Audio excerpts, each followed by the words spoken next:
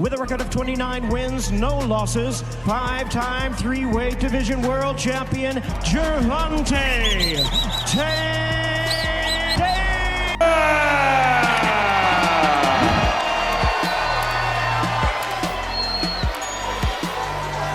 And once again, referee Malik Waleed to give instruction. Okay, fellas, you both have been given the rules. Picture this, the Toyota Center is alive, buzzing with thousands of fans, each one holding their breath for the battle of the year.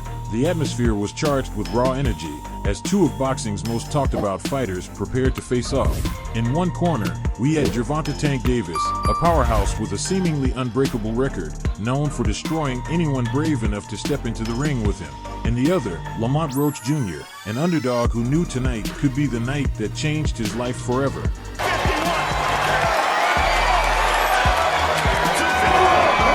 Technical, sharp, accurate, aggressive against an Irish challenger with his heart as big as Ireland.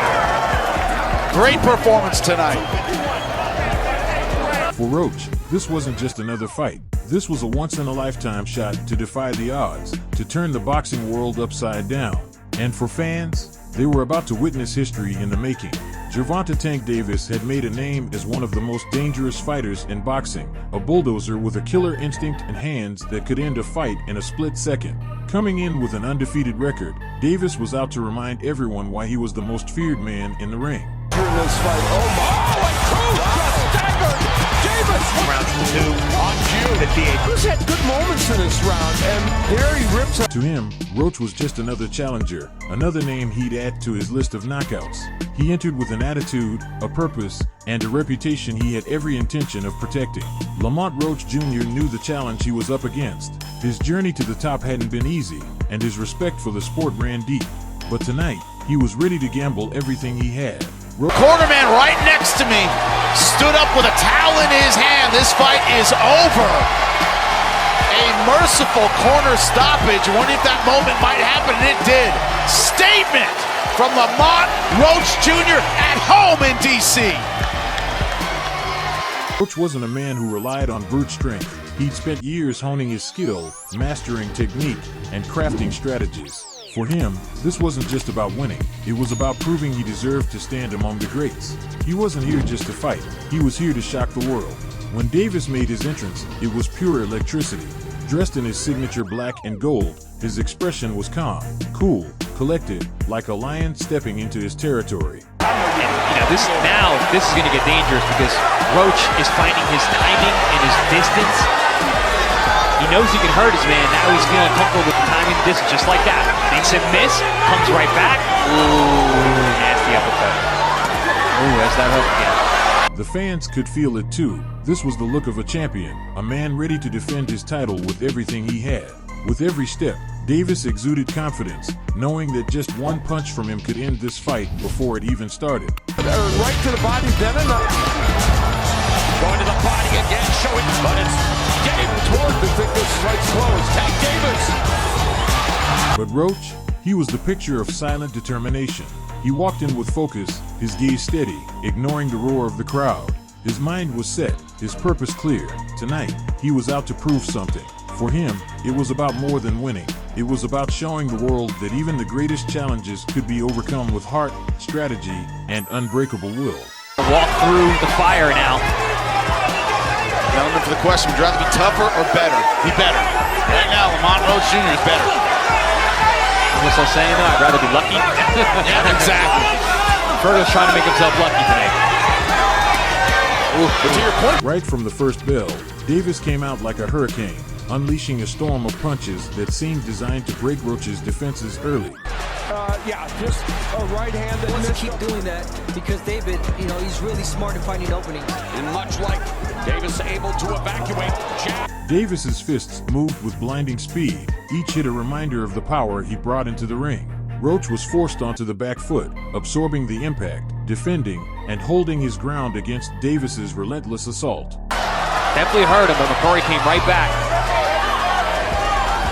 That's what I said about mccrory. His hands, he gets so offensive-minded, they don't go back home. He leaves a lot of openings.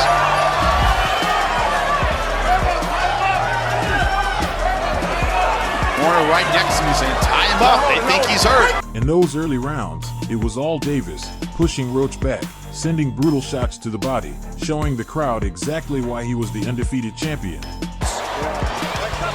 Davis. Roach was feeling the heat, and for a moment, it seemed like he might crack. But he held his ground, his defense like a wall, refusing to let Davis see any sign of weakness. Roach knew he had to survive this storm if he wanted a shot at victory. But something changed in round 3.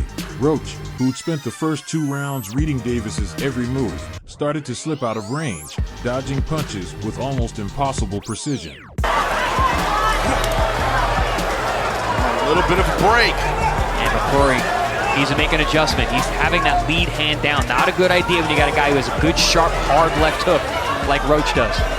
And he has the ability to throw a wide hook and also really short, crisp hook. And then he began countering. Each jab, each hook was calculated, targeted, and Davis started to feel it. Roach wasn't just surviving anymore. He was sending a message that he wasn't going anywhere. Davis, who rarely faced anyone who could handle his power, started to show frustration. His punches, once controlled and calculated, now seemed just a bit rushed. Roach was beginning to outsmart the champion, showing the crowd that he had not only heart but a strategy, and it was working. By round 5, it was clear this wasn't going to be an easy night for either fighter. Davis threw himself into every punch, his aggression mounting as he tried to break through Roach's defenses. But Roach fired back, each counterpunch landing cleanly, each step calculated. The crowd was on the edge of their seats. Right off, and he uses the hip too. This is the excitement Lamont Roach Jr. told us about. He said, I'm not going to find this guy. He's going to be right in front of me. He's there for me to be hit. So far, he has done the hitting. Roach does a good job of that slip and rip. Keeps those shoulders rotating, and he fires that left hook right from there. Watching a back-and-forth battle that felt like it could go either way at any moment. Davis wasn't used to opponents fighting back like this. Each punch Roach landed chipped away at the aura of invincibility that Davis had carried into the ring. Roach was proving something incredible, that he could not only withstand Davis's power, but counter it. This wasn't just a fight, it was a war of wills, and both men were pushing themselves to the absolute limit. And then came the turning point, round 9. Roach saw his opening and seized it, landing a devastating right hook that stopped Davis in his tracks. Middle. Lamont Roach Jr. talked about it. He said it's about levels. I've been at the elite level my entire career. McCrory doesn't know what it's like to try and time a guy like me who throws with my kind of speed and my kind of accuracy. Yeah, I'm not liking the hand position of McCrory. It's too open. The crowd gasped as Davis staggered, visibly shaken for the first time in the fight. This was it, the moment Roach had been waiting for. With the crowd on their feet, he unleashed a flurry of punches, each one aimed to break down Davis's defenses and take control of the fight. Davis tried to recover, tried to shake off the hit, but Roach was relentless. He could taste victory, and he wasn't letting go. The champion was in trouble, and everyone in that arena could feel it. Roach had turned the tide, and now Davis was the one struggling to keep up. When the final round began, both men were exhausted, each one digging deep into their reserves for one last stand. Davis knew he was in danger of losing his undefeated record, while Roach knew he was only minutes away from the biggest win of his career. Not coming back to home either. His hands are in a bad position when you got a guy who's as quick as Lamont Roach is. You don't have the hand technique, you're relying on your ability to... Every punch, every move, every second counted. It was no longer just about strength or skill, it was about heart. The crowd held their breath as each punch connected, each moment bringing them closer to the end.